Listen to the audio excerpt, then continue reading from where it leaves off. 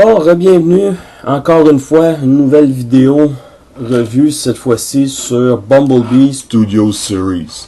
Et oui, Bumblebee, n'ajustez pas votre appareil. Vous êtes vraiment sur le channel de Rain Craven alias Deadsight Transformer. Oui, un autre Bumblebee, même si je fais partie de la ligue anti-Bumblebee sur le forum Transformers. Pourquoi ai-je acheté ce Bumblebee-ci? Pas pour le robot. Loin de là. Très très loin de là. Je ne suis pas un fan du con jaune. Je ne suis pas un fan de Bumblebee et je ne pense pas être un fan de Bumblebee. Mais j'aime des voitures vintage et j'ai toujours pensé que ce Bumblebee-là était un bon Bumblebee. J'ai toujours eu une dent contre Megan Fox, ou plutôt contre Michaela quand elle s'est plainte de Bumblebee. La première fois qu'elle embarque dedans et qu'elle dit pourquoi elle se transforme dans cette vieille voiture décrépite, ou quelque chose comme ça, je l'écoute en anglais là. Donc Bumblebee choisit d'expulser Sam et Michaela et scanne une Camaro 2007 qui était affreuse, laide, pas regardable. Et bon, il se transforme en un modèle plus moderne. Le premier jouet qu'on a eu était celui-là.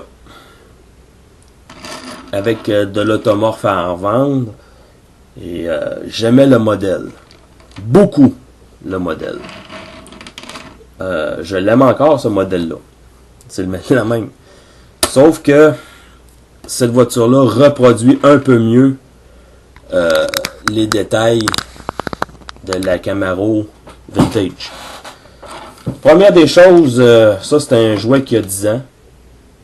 Je l'ai acheté en 2007.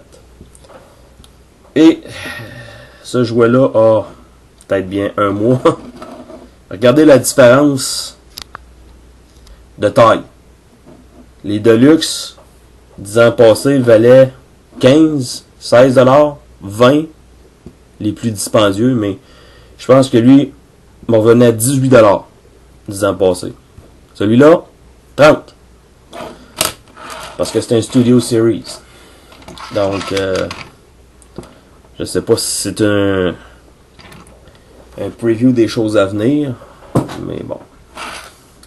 Côté de détail, on se rend compte que les roues de cette version-là sont moins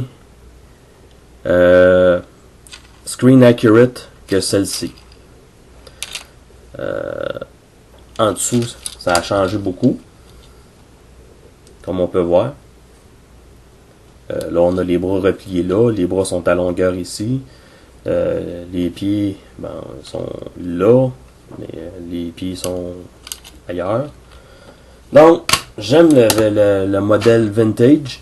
Cette version-ci, par contre, reproduit le modèle sale et usé de la Camaro, tandis que celui-là il est plus clean. Et j'aimerais qu'on fasse un cliff jumper avec cette version-là, chose qui n'arrivera pas, bien entendu. On en a déjà eu en 2007, un cliff jumper, mais c'était la Camaro 2007, repeinte en rouge et argenté. Une autre comparaison, celle-là c'est la version The Last Night Deluxe. Et on se rend compte que, bon, côté grosseur, côté taille, c'est quasiment similaire. Cette voiture-là, dans la réalité, va être un peu plus massive que celle-là. Mais cette version-ci, cette figurine-ci, reproduit pratiquement trait pour trait l'ingénierie de cette figurine-là. Et on peut voir, regardez bien comme il faut, en dessous l'undercarriage est pratiquement identique. La tête est à la même position, les bras avec les mains encore là, on va dire les tibias, les devants des tibias on va dire sont là, des deux côtés. Une chose par contre pour les pieds pour celui-là sont plutôt lousses. qui fait que la figurine n'est pas stable sur ses pieds. Heureusement pour cette figurine-là, les pieds sont plus solides, donc la stabilité est meilleure. Il y a au moins ça. Et chacun des robots vient avec son arme. Excepté que celui-là, il se plug sur le bras gauche et celui-là sur le bras droit. Les Studio Series viennent avec un background en carton qui reproduit une scène dans laquelle le jouet, ou plutôt le personnage apparaît. Et on a le logo du film dans lequel la version du personnage apparaît, Transformers, c'est le premier. Et on a une espèce de fourrière là où Sam voit Bumblebee en robot pour la première fois. Donc, quand même, ça a de la gueule. Une voiture comme ça, ça a de la gueule. Celle-là, non. Mais elle, oui. C'est la seule et unique raison pourquoi j'ai acheté Bumblebee. C'est pour ça, c'est pour le mode véhicule. Parce que j'aime ces véhicules-là. Et comme vous voyez, Bumblebee se fait de l'ombre à lui-même. Bon, pour la transformation. On va commencer par déclipper les portes sur les côtés.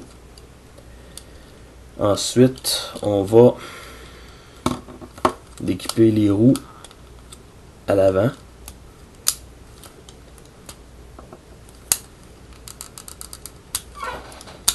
Non, c'est pas comme ça. Ça fait quand même assez longtemps que je l'ai transformé. Donc, on va déclipper à l'avant du véhicule, comme ça.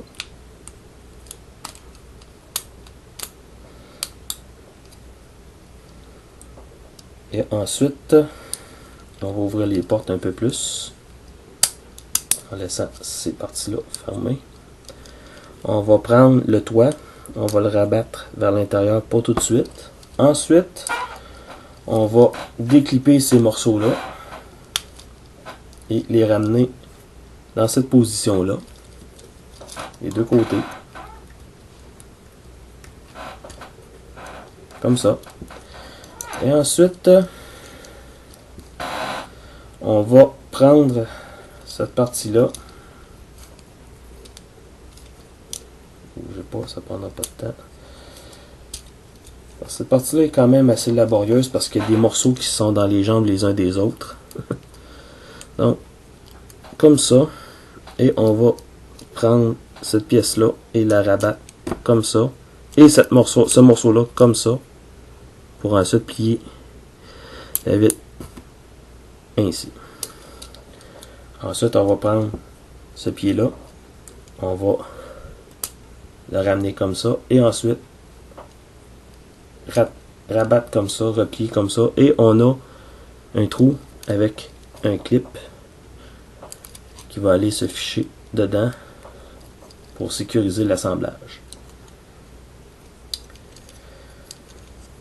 On va répéter le même manège de l'autre côté. Et j'avais l'habitude de dire dans mes revues de Bumblebee, à chaque version, quand vous transformez un Bumblebee, vous les avez tous transformés. Ça a été un petit peu différent avec l'arrivée du Bumblebee de Age of Extinction. Mais comment dire, Age of Extinction et Studio Series, c'est la même transformation. Donc, j'ai un petit peu raison, encore une fois. On va, encore une fois, clipper le pied en place, comme ça. Ensuite, on va prendre cette partie-là, il y a le déclipper et on va sortir les bras tantôt. On va prendre les bras et on va les déclipper dans dessous. Et on va les faire sortir ainsi. Et voilà. Là, je vais repluguer le bras. Je vais y aller hors champ parce que là, on ne tente pas de niaiser après ça. Ad vitam aeternam. Bon. Encore une fois, on rouvre ce panneau-là. Et la grosse ennuyance, c'est quand on bouge ce panneau-là, il va venir se frapper contre ce panneau-là. Fait que ça va ouvrir en même temps, mais si on a une pièce qui est récalcitrante, ça risque de faire un bruit. Donc, on va ramener ensuite le bras comme ça.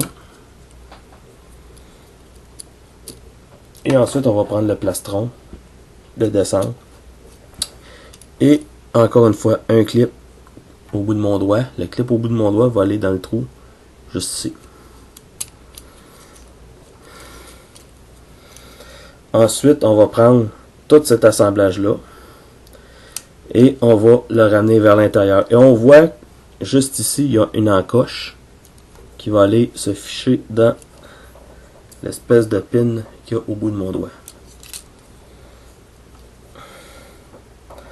Ensuite, on va prendre ces parties-là et les clipper comme ça. Même chose de l'autre côté. Comme ça. Et tout ce qui reste à faire, c'est de déplier les mains. Et on a Bumblebee dans son mode robot. Assez bien réalisé. Ah oui, il y a ces morceaux-là qu'il faut ramener vers le haut, comme ça.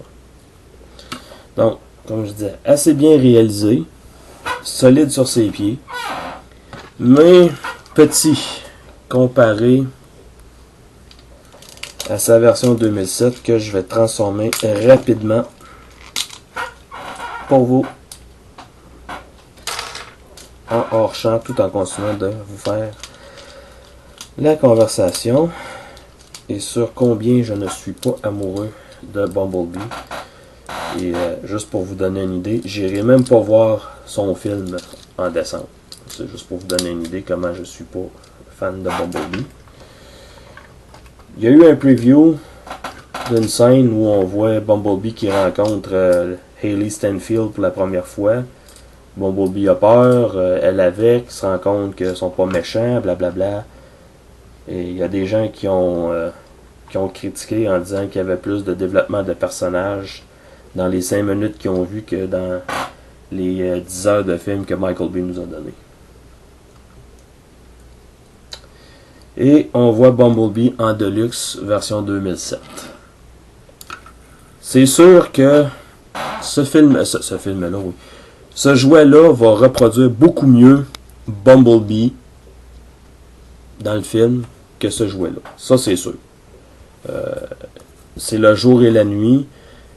C'est pratiquement 2 figurines différentes. Pour peu qu'on enlève la tête de celui-là, qu'on lui en mette une autre, et c'est un autre personnage, totalement. Mais ça donne quand même une idée de l'évolution des jouets des films. On va même avoir droit à Jazz, on va avoir droit à Lockdown, on va avoir droit à Brawl en Deluxe, on va avoir droit à Megatron, Revenge of the Fallen en... Pas en leader par contre, pourquoi je ne sais pas, mais en Voyager. Et il y a de là vraiment mieux fait que le leader qu'on avait eu à la sortie de Revenge of the Fallen. C'est dire. Donc vraiment, on a une grosse évolution du côté des jouets. Ce qui fait que, bon, si certains veulent se débarrasser de ce jouet-là pour avoir celui-là, allez-y, mais vous allez sacrifier sur la grandeur. Et ça, c'est fait parce que on va avoir les jouets à l'échelle, à l'écran.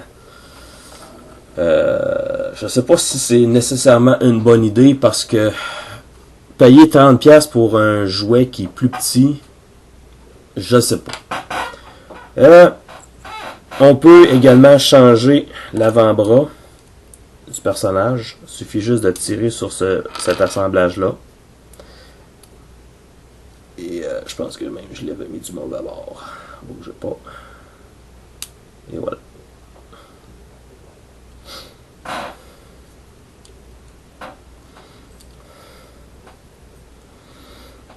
Et vous voyez, c'est pas un peg clip, c'est vraiment juste un peg à friction. Donc, on a la possibilité d'avoir un Bumblebee avec un avant-bras canon ou avoir un Bumblebee finalement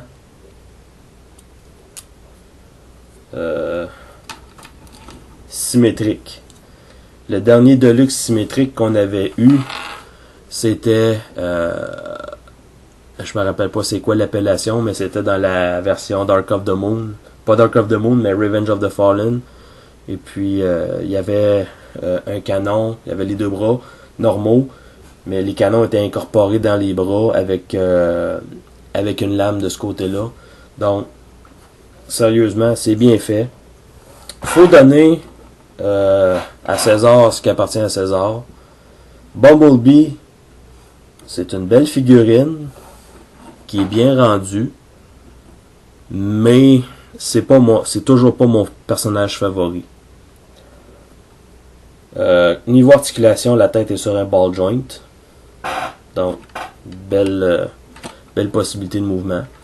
Ball joint au niveau des épaules pour une rotation à 360 degrés et vers l'extérieur. Rotation au niveau du coude, le coude se plie.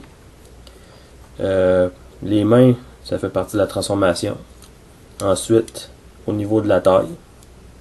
Ball joint au niveau des jambes, avant, arrière, sur les côtés. Rotation au niveau de la cuisse. Le genou se plie. Et on a un petit peu d'articulation au niveau des pieds dû à la transformation. Donc, comme j'ai dit, avec les autres Studio Series, ces jouets-là, c'est pas à mettre dans les mains d'un jeune enfant. C'est vraiment plus pour des collectionneurs adultes. Ils ont un genre de côté collector qui ajoute à la valeur du robot, mais il faut sortir l'argent. C'est ça qui est dommage avec ces figurines-là. Ces figurines-là sont un peu plus dispendieuses. Sur ce, je vous remercie d'avoir regardé et je vous souhaite une bonne journée.